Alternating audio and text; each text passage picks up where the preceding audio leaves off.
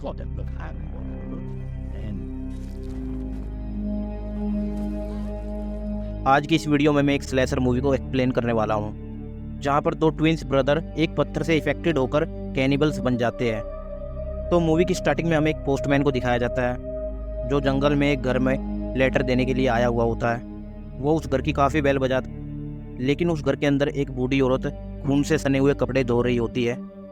काफ़ी देर घर की बेल बजाने के बाद वो पोस्टमैन घर के बैक साइड में जाता है। फिर उस घर के बेसमेंट में किसी की चिल्लाने की आवाज़ें आने लग जाती है। जिस चीज़ को देख के वो बहुत ही ध्यान से आगे बढ़ता है। वो पोस्टमैन वहाँ पर लगी एक खिड़की को तोड़ देता है, जहाँ पर उसे एक अजीब से दिखने वाले इंसान की आवाज़ सुनती है।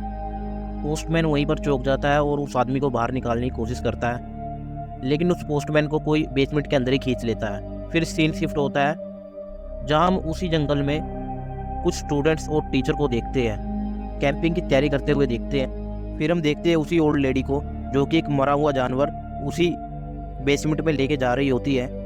लेकिन तभी उसी बूढ़ी औरत का पैर फिसल जाता है और वो बेसमेंट में जाके गिर जाती है, जहाँ पर वो उसके अंदर रहने वाला कैनिबल उस बूढ़ी औरत से वो चाबी लेकर आज़ाद हो जाता है और उस बूढ़ी औरत को खा जाता है। फिर हम दोबारा से उस कैंपिंग के सीन को देखते हैं, जहाँ पर सभी को 5 ग्रुप में बांट दिया जाता है और एक ग्रुप की गाइड ईजा होती है।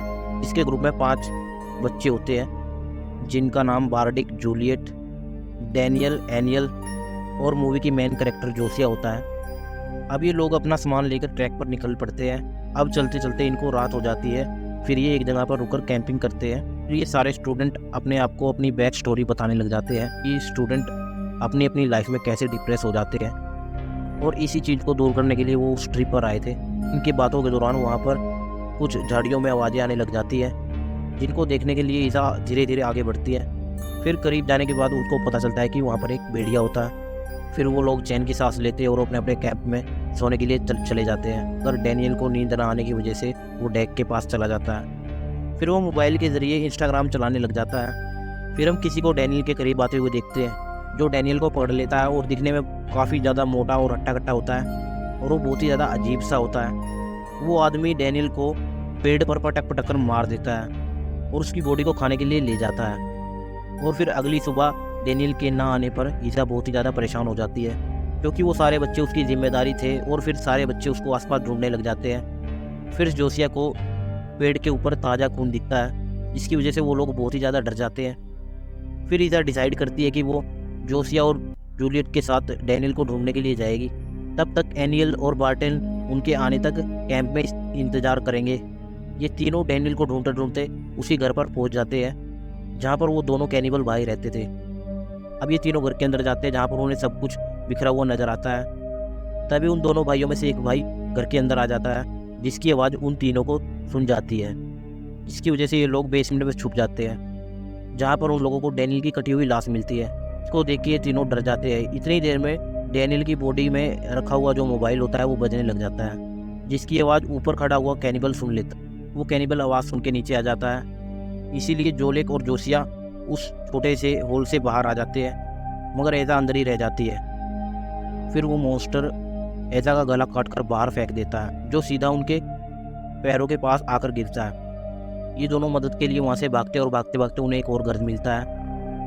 और यहाँ दूसरी तरफ बार्टेक और एनल एक दूसरे से बात कर रहे होते हैं कि तभी बार्टेक देखता है कि एनल के मुंह से एक राड आर पार हो गई है, जो कि उस मॉन्स्टर के दूसरे भाई ने फेंकी थी। फिर बार्टेक वहाँ से डरकर भाग जाता है और भागते भागते चर्च के पास आ जाता है, और चर्च में जाकर वो फादर से मिलता है और फादर को सारी सिचुएशन बता देता है। लेकिन वो फादर उसे धोखा देता है और उसी को बेहोश कर देता है। कुछ देर बाद बार्टेक की आँख खुल जाती है और खुद को वो चेयर से बंधा हुआ पाता है। फिर फादर बार्टेक को बताते हैं कि उसको पता है कि वो गे है और उसे जीने का कोई हक नहीं है, और ये कहते हुए फादर उसको वहीं पर छोड़कर चले जाते हैं। और फादर के बाहर आते ही वो दरिंदा भी वहाँ पर आ जाता है और फादर की दोनों आंखों को फाड़ देता है, और इसके बाद वो उसको मशीन में डालकर पीस देता है। चर्च के अंदर बार्टेक अपने आप को खुद किसी तरह आज़ाद करवा लेता है, और बार्टेक उसी मॉन्स्टर को देख लेता है जो चर्च के बाहर फादर के पीस कर रहा था। फिर वो मॉन्स्टर चर्च के अंदर एंटर हो जाता है, लेकिन बार्टेक अपने आप को एक अलमारी के अंदर लॉक कर लेता है। फिर वो मॉन्स्टर उसे नहीं देख पाता। और दूसरी तरफ जोसिया और एलिक एक घर पर पहुंचते हैं और वहाँ पर रहने वाले एक बूढ़े आदमी से हेल्प मांगते हैं। फिर वो बूढ़ा उन्हें बताता है कि 30 साल पहले इस घर में 2 ट्विंस बच्चे एक डॉग और अपनी मॉम के साथ यहाँ पर रहते थे। एक दिन क्या हुआ, आसमान से एक पत्थर आकर ज़मीन पर गिरता है, जिसको उन दोनों बच्चों ने उठा लिया और लाकर अपने बेड पर रख दिया। फिर रात हुई और ये बच्चे दोनों सो गए और उस पत्थर में से रात के वक्त कोई कुछ लिक्विड निकला और उनकी बॉडी में चला गया, जिसकी वजह से ये बच्चे इन्फेक्टेड हो गए।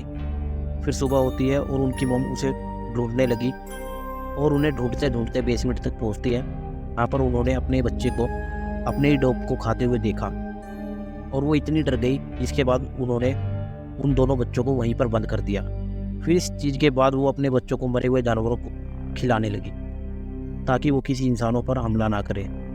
लेकिन अब वो भी उनका शिकार बन चुकी है और अब वो आज़ाद हो चुकी है। फिर वो बूढ़ा आदमी उन्हें एक एडवाइस देता है कि वो फ़िलहाल इसी घर में रुक जाए, क्योंकि ये एक सेफ घर है। लेकिन बदकिस्मती से वहाँ पर भी कोई फ़ोन नहीं था। जोलेक उस घर में रहने के लिए मान जाता है। जोसिया कहती है कि हमें दूसरों की जान बचानी चाहिए, इसलिए हमें उसी घर में जाके डैनियल की रास में से मोबाइल निकालना होगा ताकि वो पुलिस की हेल्प ले सके। ये दोनों उसी रास्ते पर निकल पड़ते हैं। फिर ये रास्ते में प्लान बनाते हैं कि जोलेक उन दोनों भाइयों को भटकाने के लिए ज़ोर ज़ोर से दरवाजे को बजाएगा और जोसिया पीछे के रास्ते से जाकर उसकी बॉडी में से वो मोबाइल निकाल के ले आएगी। ये दोनों अब ऐसा ही करते हैं और मौके का फ़ायदा उठाकर जोसिया बेसमेंट में चली जाती है। लेकिन बदकिस्मती से जोसिया की किस्मत ही ख़राब होती है, क्योंकि वो मॉन्स्टर बेसमेंट में ही था और जोसिया के करीब आकर वो उसको छूने लग जाता है, जैसे कि वो उसको पसंद करने लगता हो।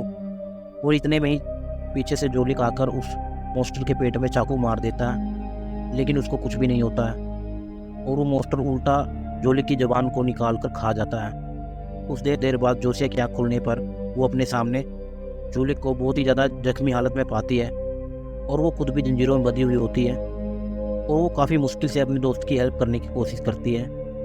जोलिक इतने दर्द में था कि वो जोसिया से रिक्वेस्ट करता है कि वो उसकी जान ले ले।